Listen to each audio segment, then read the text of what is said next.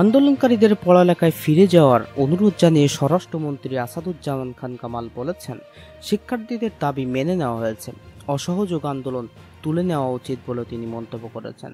শনিবার ৩রা আগস্ট রাতে সচিবালয়ে স্বরাষ্ট্রমন্ত্রীর সভাকক্ষে সাংবাদিকদের ব্রিফিংকালে তিনি এই অনুরোধ জানান। তিনি বলেন, জামাত ইসলামী ও বিএনপি সব সময় ধ্বংসাত্মক কাজে লিপ্ত ছিল।